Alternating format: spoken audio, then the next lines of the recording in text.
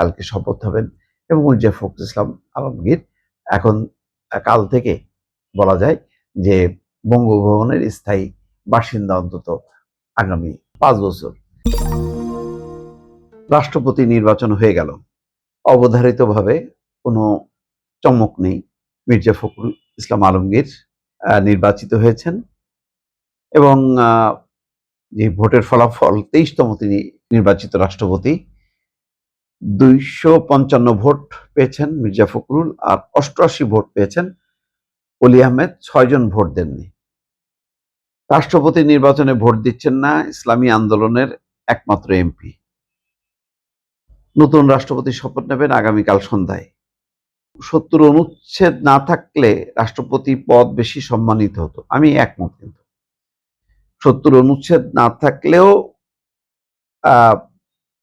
মির্জা ফখরুল ইসলাম আলমগীর জিততেন, ভালোভাবেই জিততেন, এবং সেটা আসলে নির্বাচন হইতো, অন্তত এমপিদের মধ্যে একটা ফ্রি ফেয়ার ইলেকশন হইতো। কিন্তু ওই 70 অনুচ্ছেদের কারণে যে দল সেই দলকেই ভোট দিতে পারছে। 6 জনের মধ্যে আমি জানি না স্বতন্ত্ররা কি অনুপস্থিত ছিল বা তারা প্রয়োজন মনে করেনি।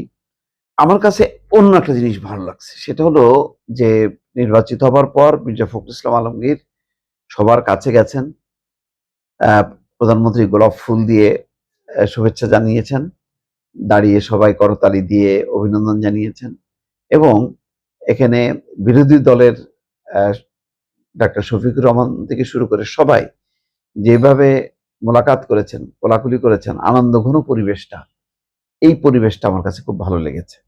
এমনই হওয়া উচিত। কোনো কোনো জাতীয় ইস্যুতে গুরুত্বপূর্ণ মুহূর্তে বিভেদ ভুলে ঐক্যবদ্ধ থাকা উচিত। আর ঐক্যবদ্ধ হওয়া অন্য একটা, যে যতই বিরোধ থাকুক না কেন, বাংলাদেশ কিন্তু একটা সংকটের মধ্যে আছে। সেই সংকট হচ্ছে ভারতের দিক থেকে চাপ, ভারতে শেখ হাসিনা এবং বিভিন্ন দেশে বিভিন্ন প্রান্ত থেকে আওয়ামী লীগের নেতারা যেভাবে বলছেন যে আসবেন, তারা দেখায় দেবেন, প্রতিশোধ নেবেন, এই যে এক ধরনের হুঙ্কার দিয়ে একটা পরিস্থিতি, এই পরিস্থিতিতে বাংলাদেশের সরকার বিরোধী সবাই যদি ঐক্যবদ্ধ থাকে তাহলে ভালো।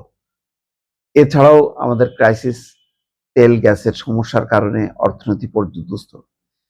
এখন যতই আমরা সরকারের সমালোচনা করি না কেন, সেটা তারেক রহমান থাকুক ক্ষমতায় আর শফিকুর রহমান থাকুক, সংকট কিন্তু সংকটই।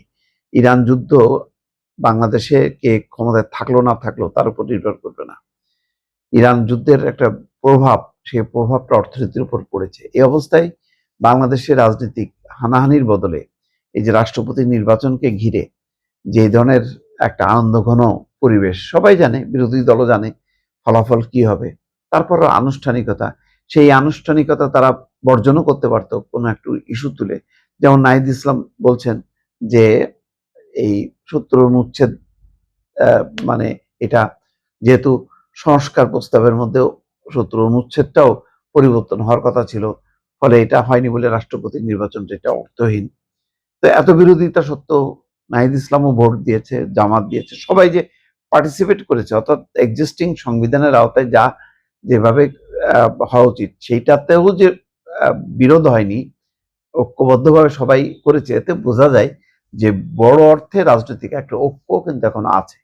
এটাই হচ্ছে প্লাস পয়েন্ট। আর বাকি তো সবই আনুষ্ঠানিকতা, যে রাষ্ট্রপতি নির্বাচন হয়ে গেছে, এরপর কালকে শপথ হবেন এবং মির্জা ফখরুল ইসলাম আলমগীর এখন কাল থেকে বলা যায় যে বঙ্গভবনের স্থায়ী বাসিন্দা অন্তত আগামী 5 বছর, যেদিন থেকে তিনি হবেন পরবর্তী 5 বছরের জন্য।